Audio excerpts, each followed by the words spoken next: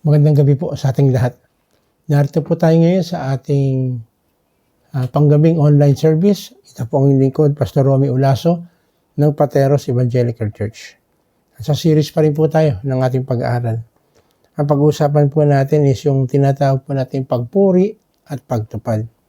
Alam niyo po, si David ay talagang napaka talagang pag sinabing pagpupuri sa Panginoon, talagang inaano niya to, talagang hindi niya hinahayaan na hindi mangyari ito.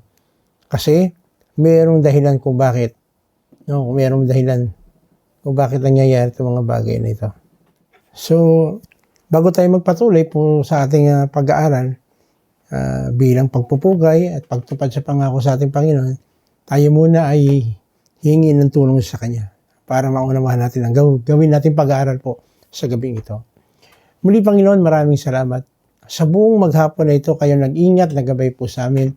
Pinatunayan mo po, Panginoon, ang iyong mga pinatunayan mo po, Panginoon, ang iyong mga pangako na hindi mo kami pababayaan at hindi mo ako iiwanan.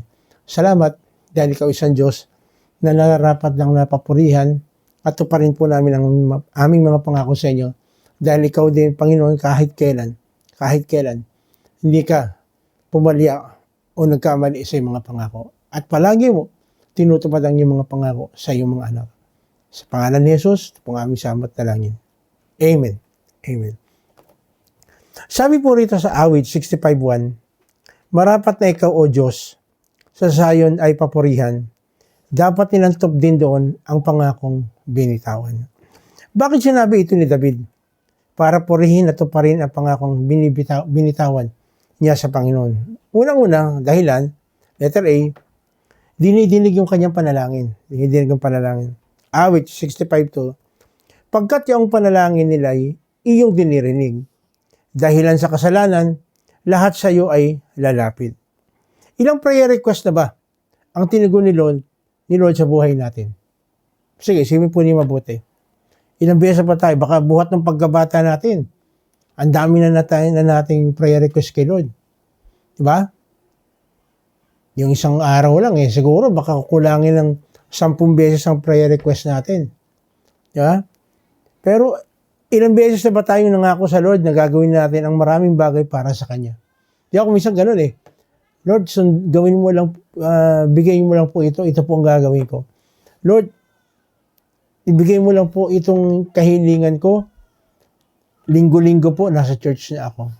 Lord, bigyan niyo lang po ako nitong hiningi ko sa inyo. Pangako po, lahat ng gawain sa church, lahat ng seminar, lahat ng training, aatinan ko po. Lord, pagalingin niyo lang po.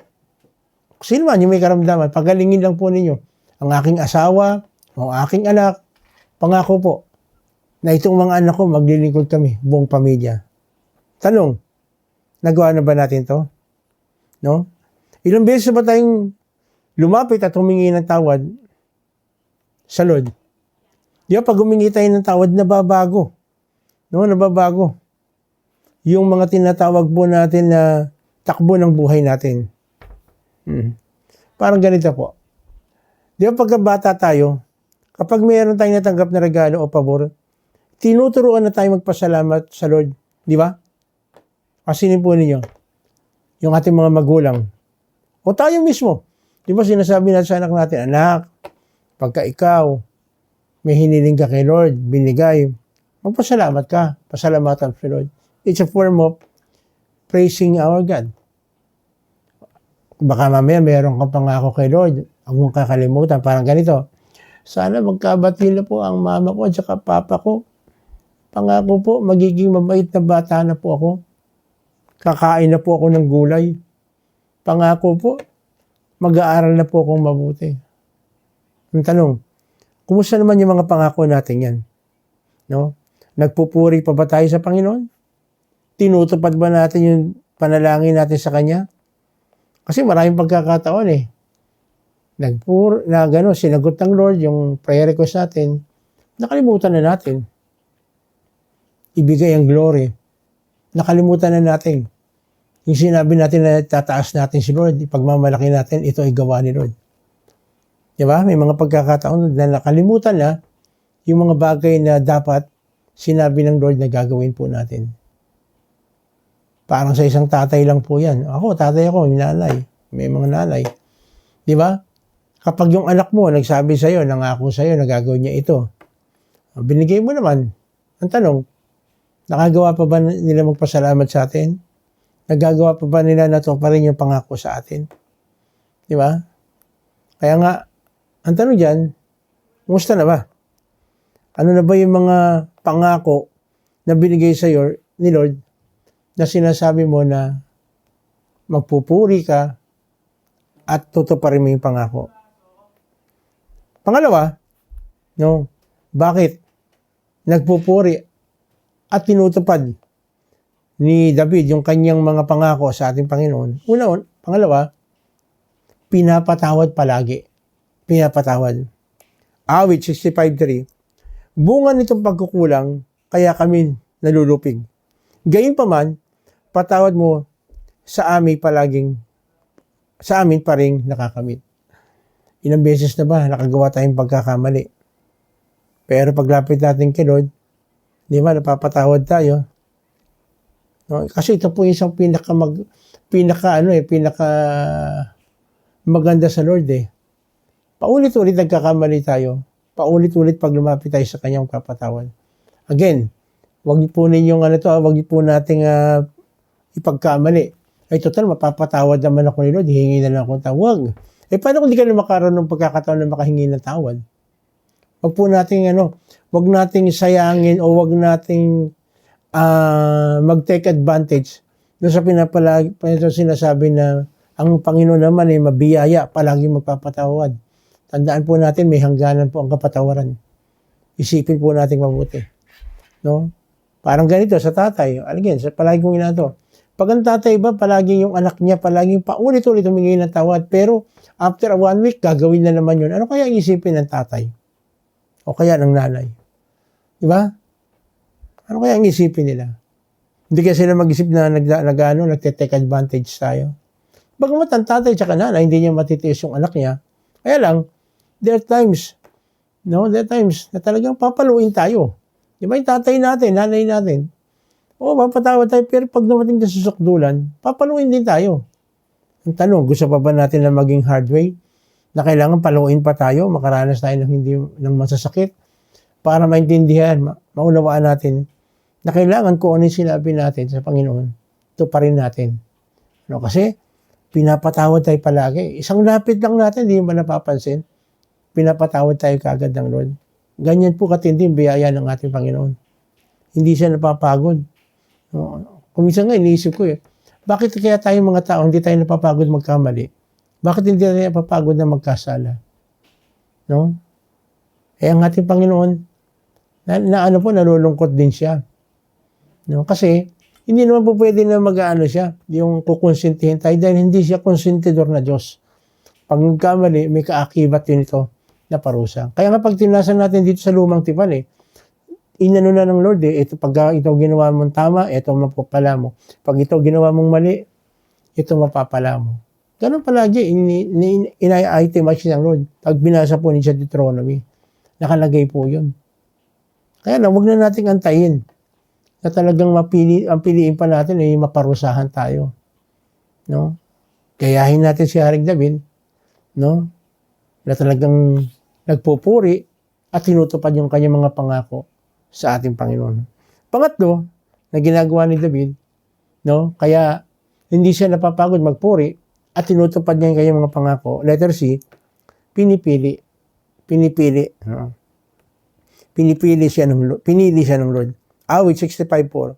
Silang mga hinirang mo upang sa templo manahan, silang mga pinili mo'y mapalad na tuturingan, magagalak kaming lubos sa loob ng templong banal dahilan sa dulot nitong pagpapala sa nilalang. Totoo po ito. Ang ating Diyos po ay hindi napapagod na magpala sa atin. Totoo po ito. Tayo po, kapag hindi tayo tumigil sa pagpupuri at tinupad natin yung mga pangako sa ating Panginoon, magagalak ka. Pagpasok mo pa lang sa templo, tuwang-tuwa ka na Iniisip mo pa lang, halimbawa, parang ganyan po, Sabado ngayon, Linggo kinabukasan, excited ka na. Dahil alam mo na, pwede ka magpapasalamat ka kay Lord eh. Sasabihin mo sa Kanya yung lahat ng Kanyang magagandang bagay na ginawa.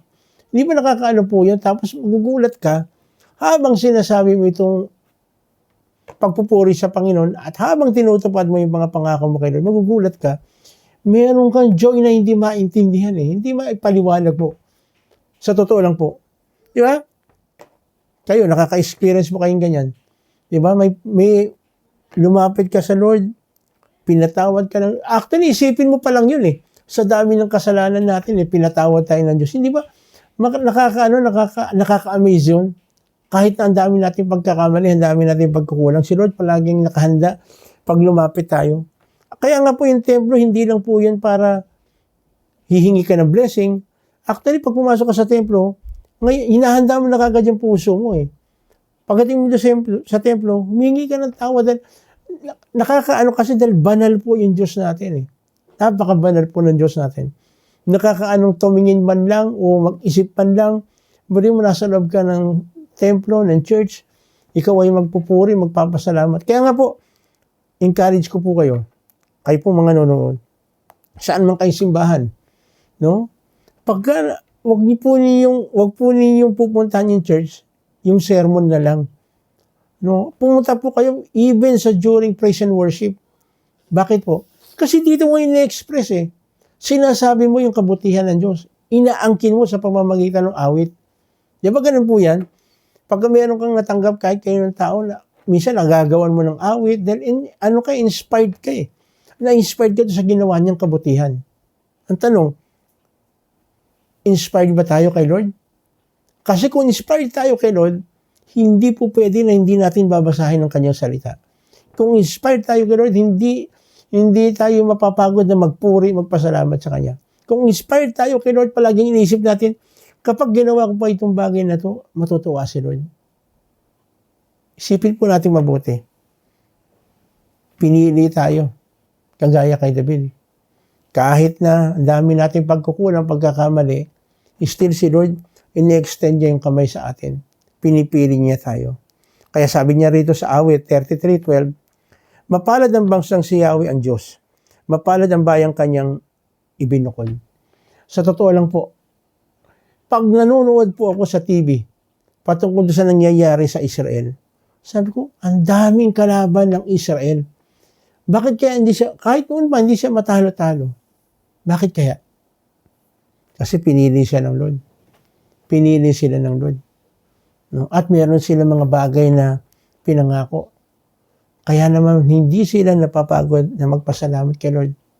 Bagamat hindi totally, kahit hindi yung buong kabuuan ng Israel nagtitiwala, may iba silang mga bagay na pinaniniwalaan, pero still, dahil yung pangako ng Diyos, hindi magbabago po yun, firm mo yun. Nung sinabi niya noon pa, kina David, doon sa mga ninuno ng Israel, na hindi sila mawawalan ng lupa na kanilang pinagtitirhan. Kahit na bagamat sila nagkamali, binabalik pa rin sila ni Lord. No, binabalik pa rin sila ni Lord. Bakit? Kasi pangako ng Lord yun eh. Kung ganun katindi mangako si Lord, how much more kaya yung mga pagpapala na hindi niya ibigay sa atin? Kung tayo lang ay patuloy na maniniwala sa Kanya. Kaya sabi niya sa Romans 5:1-2, sapagkat napawalang sala na tayo sa pamamagitan ng ating pananampalataya. So, tingnan niyo po ito Tayo, nagpupunta sa simbahan, nagpupuri sa Panginoon kasi sabi nga nito, sapagkat napawalang sala na tayo sa pamamagitan ng ating pananampalataya. Nananalig tayo, nananampalataya tayo, na tayo, nung humingi tayo ng tawad sa ating Panginoon, kagaya ng sinasabi ng kanyang salita, pinatawad tayo. No? Mayroon na tayong mapayapang ugnayan sa Diyos sa pamamagitan ng ating Panginoong Jesucristo. Hindi ba? Ito po yung pinakamaganda Alam mo na napatawad ka, diretso nakakatawag ka sa Diyos, diretso naririnig mo, mayroong ugnayan. No? Kaya nga po, huwag nating hahayaan na yung araw-araw natin na pakikipag-usap sa Panginoon sa pamamagitan ng kanyang salita is pababayaan lang natin ng ganun. Wag na wag po. Magugulat po kayo. Kapag ginawa mo na Lunes, magbabasa ka ng Bible, Huwebes ka magbabasa ulit, makikita mo, ang laki ng diferensya. May mga may magagawa kang mali, may magagawa kang yun nga na nagbabasa ka nag-aaral ka, nagme-meditate ka ng Word of God. Nakagawa tayo ng kasalanan. How much more pag hindi tayo nag-meditate? Wala tayong kalaban-laban. No? Anong panlalaban natin sa gawa ng kalaban?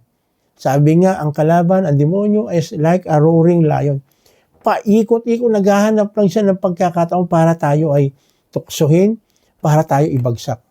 Pero ang ating Panginoon, sabi rito, meron tayong ugnayan sa Diyos sa pamamagitan ng ating Panginoong Jesucristo. Huwag nating putulin yung ugnayan na yun. At yung ugnayan na yun sa pamamagitan po ng ating pakikipag-usap, sa pamamagitan po ng pag-aaral ng kanyang salita. Nagiging daan ito, lalo natin siyang nakikilala. Sa pamamagitan ng pagsasampalataya kay Jesucristo, tinamasa natin ang kagandahang loob ng Diyos. Ano ba yung pinakamagandang tinanggap natin? Ang pinakamagandang tinanggap natin, tinamasa natin, kagandahang loob ng Diyos, ay yung kapatawaran ng ating kasalanan. Hindi tayo karapat-dapat lumapit sa ating Panginoon, pero ginawa niya ng paraan. No? Tinatamasa natin ito ngayon, yung kanyang kapatawaran. No? At tayo'y nagagalak dahil sa pag-asang tayo makakabahagi sa kanyang kaluwalhatian. Wow! Di ba napakasarap marinig ito, mapakinggan, na darating ang panahon, ang ating Panginoon ay babalik dito, isasama niya tayo.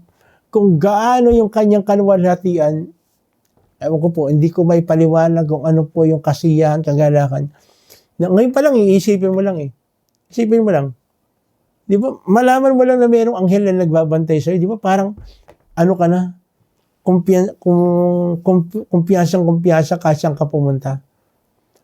Yung pagpumunta ka sa isang lugar na, halimbawa, dagat. Di ba, pagpumunta ka ron, i-amaze na kagad tayo Bakit po? Kasi maalala natin, siyang gumawa nitong bagay na ito. Hindi pa ma-amaze tayo, pangako ng Diyos na ibibigay yung kagalakan, kasiyahan sa atin. O wag na po tayo lumayo. Humarap ka lang sa salamin. Humarap lang tayo sa salamin. Isipin mo, yung ibang tao hindi makakita, walang mata. Yung ibang tao hindi makapagsalita, pipe. Yung ibang tao, di ba? Yung ibang tao hindi makapag-express ng kanilang sinasabi dahil bulol sila o anumang bagay. Meron tayong maayos sa pandinig. Di ba? So, hindi ba dapat nakaka-amaze yan? Kaya nga po, dapat palaging isipin natin, no? Na tayo'y pinili, bagamat hindi tayo karapat dapat. Mapalad po tayo. At sabi po rito sa Roma 6:23, sapagkat kamatayan ng kabayaran ng kasalanan. Ako, ikaw, lahat tayo, patungo tayo sa tiyak na kapahamakan. Ang kabayaran ng kasalanan natin ay kamatayan. Wala na tayong magagawa dyan. Pero salamat, dahil ang ating Panginoon, ginawa niya ng paraan para tayo hindi mapahamak. Ang sabi niya, ngunit ang walang bayad na kaloob ng Diyos ay buhay na walang hanggan sa pamamagitan ng ating Panginoong Jesucristo. So, ibig sabihin, ang ating Panginoon ay gumawa ng paraan para tayo ay hindi mapahamak. Hindi ka ba magpupuri? Hindi ka ba magpapasalamat yan? Na hindi tayo karapat dapat, patungo na tayo sa tiyak na kapahamakan. Ngunit, ang walang bayad na kaloob ng Diyos ay buhay na walang hanggan sa pamamagitan ni Kristo Jesus. Kapatid, sa mga oras na ito, hindi ko alam.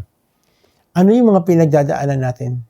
Ano ba yung mga bagay na nararanasan sa mga panahong ito? Nakakaranas ba tayo ng totoo na pagpapala, kaloob ng Diyos? Nararanasan ba natin sa panahong ito yung kanyang pagmamahal? Hindi ba karapat dapat lamang napapurihan natin siya? At tuparin natin yung mga sinabi natin sa kanya? Ikaw lang ang nakakaalam. Maaring may sinabi ka sa ating Panginoon na bigay kayo ng prayer request na, Lord, gawin mo lang ito, pangako. ginawa ng Lord. Naalala mo pa ba na ikaw ba ay talagang nagpuri at tinupad mo ba yung mga pangako na binigay mo sa ating Panginoon? Kung babalikan natin, isipin natin, pwede ipaalala sa atin ng Diyos yung mga bagay na yan. Tayo pumikit, tayo mananalangin. Lord, salamat. Salamat po ng marami. Dahil ikaw ay isang Diyos na palaging gumagawa sa amin. Lord, ilang beses na kaming lumapit sa inyo, ilang beses na kami nagpakumbaba sa inyo. Nagbigay po kami ng panalangin, nagkaroon po kami ng prayer request. Ilang beses pa nangako kami na gawin mo lang ito, ibigay mo lang ito, tuparin mo lang ito, magkaroon lang kami nito. Pangako, ako'y magsiserve sa iyo ng todo. Pangako, uunahin na kita sa lahat ng aking gagawin. Pangako, ng lahat ng aking pamilya ay sama-samang sasamba sa iyo. Pangako, na mangyari lang ito, ako ay magiging tapat sa lahat ng bagay. Maraming pagkakataon, Lord, na kami hindi nakakatupad sa aming mga pangako. Patawarin niyo po kami, Lord. Patawarin niyo po kami sa mga bagay na ito. Sige kapatid, sa mga oras na ito, lapit tayo sa Panginoon. Sabihin natin sa Kanya. Baka nakalimutan na natin yung mga bagay na ginawa niya at yung mga bagay na pinangako natin sa Kanya na ibigay lang, pagkaloob lang sa atin, ay meron tayong something na gagawin para sa Kanya. Ipaalala sa atin ng Lord. Opo, Panginoon, patawad po. Patawad po kung kami ay hindi nakatupad sa aming pangako. Patawad po, Panginoon, na nakalimutan namin na ikaw ang lahat ng bagay na ito, kung bakit nangyari itong napakagandang bagay. Nakalimutan na namin magpuri, nakalimutan na namin magpasalamat. Patawad po, Panginoon. Patawad po. At sa mga oras na, Panginoon, muli nire-recommit ko ang aking sarili sa inyo. Binibigay ko po ang aking sarili sa inyo. Ikaw na po, Panginoon, na magpatakbo. Ikaw na po ang manguna. Hayaan niyo po, Panginoon, na ma-experience ko. Patuloy, Panginoon, ang sinasabi ng iyong salita na magtapat lang ako, maglingkod ako sa iyo. Tuparin ko ang aking mga pangako. Tunay na mararanasan ko ang mga sinasabi mo, na mga pangako mo, na hindi mo ako iwan, hindi mo ako pababayaan. Ibibigay mo lahat ng aking kailangan. Hindi para for the sake na masatisfied lang ako upang magamit mo ako na maging daluyan ng pagpapala. Ako po'y sumasampalataya. Ako po'y nananalig na ikaw ang aking pag-asa sa buhay na ito. Patawarin po niyo ako, Panginoon. Patawarin po niyo ako, Panginoon, sa hindi ko pagbibigay ng pagpupuri at hindi pagtapat sa mga pangako. Palagi, Panginoon, ipaalalahanan mo ako. Tapikin mo ako, Panginoon. Tapikin mo ako. Para palagi kong maalala, ikaw ang dahilan kung bakit pa ako nag-i-exist sa mundong ito. Sa mga oras ito, kapatid, meron kang physical na karamdaman. Maaring nasabi mo na ito sa Panginoon. Maaring, hindi ko alam. Baka mamamaya bumalik sa iyo yung mga karamdaman na yan dahil nakalimutan mo magpuri, nakalimutan mo yung pangako mo kay Lord. Ito yung pagkakataon. I-recommit mo. Sabihin mo sa ating Panginoon na bigyan ka ng kagalingan. Hindi madamot ang ating Diyos. Kaya Kanyang bigyan ng kagalingan sa iyong physical na karamdaman. Sabihin mo sa Kanya, sa mga oras ito, ako po, Panginoon. Ako po, Panginoon. Naririnig niyo po ang panalangin ng aking kapatid. Yes, Lord. Yes, Lord. Yes, Lord.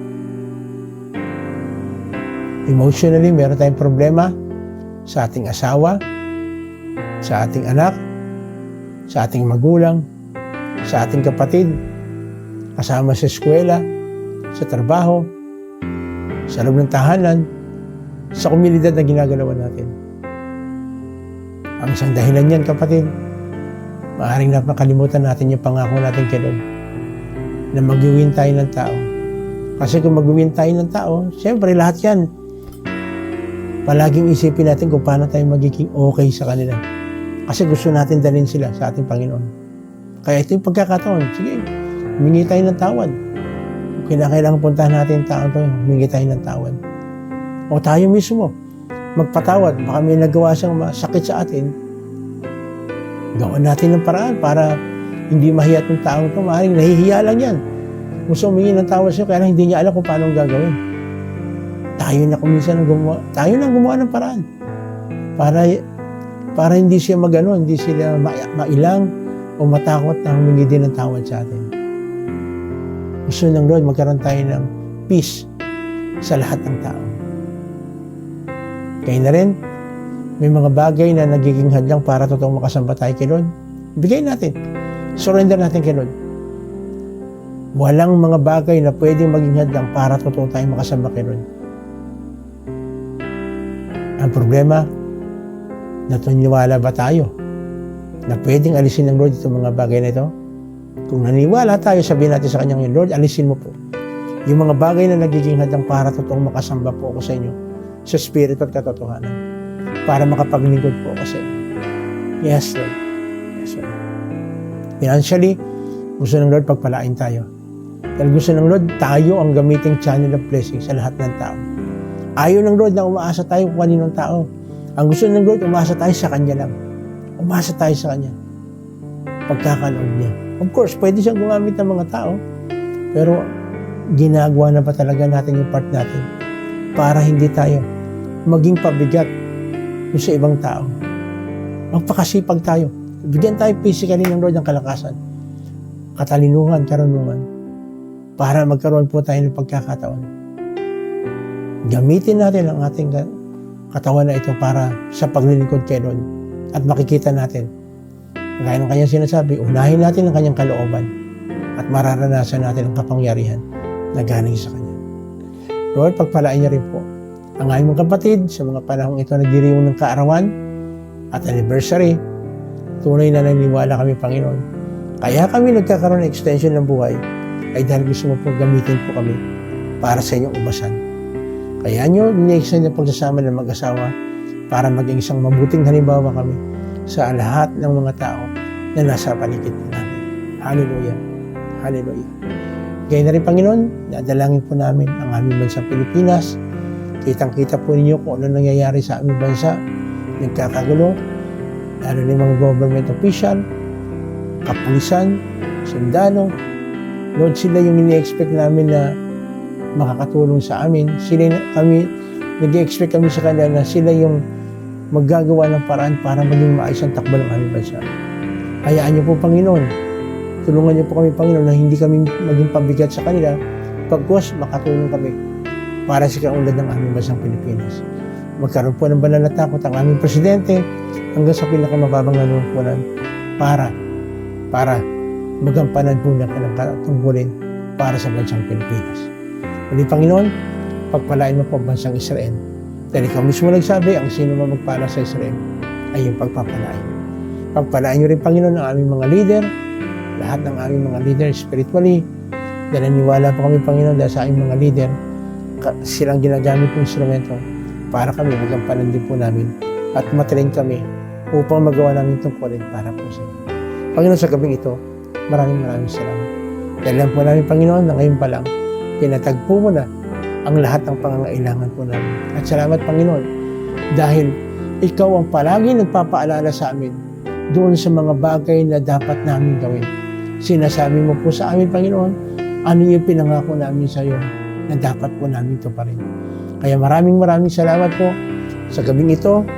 Alam po namin, Panginoon, na ngayon pa lang, dininig mo na ang mga panalangin namin ito kasi hinihingi po namin ito sa pangalan ng aming Panginoong Jesus. Lahat po tayo magsabi ng Amen. Muli, ito po ang inyong lingkod, Pastor Romy Olaso ng Pateros Evangelical Church. Nagsasabi, kung meron po kayong katanungan dito sa ating pinag-aralan, huwag po kayong mag-atubili. Nandyan po, pwede po kayong mag-PM sa akin, sa ating, nandyan, magpa-flash po dyan sa ating screen. At kung kayo naman po ay nakaranas ng totoong pagpapala at answered prayer po kayo doon sa mga ni-request po ninyo sa amin, wag din po kayo magatubili. Please, paki-inform lang po kami na kayo po ay napagpala kasi po isang kagalakan kasi yan sa amin na malaman namin na ang inyong mga prayer request ay dininig ng ating Panginoon. Muli, ito po inyong lingkod, Pastor Romy Olaso, nagsasabi, pagpalain po tayo ng ating Panginoong Jesus.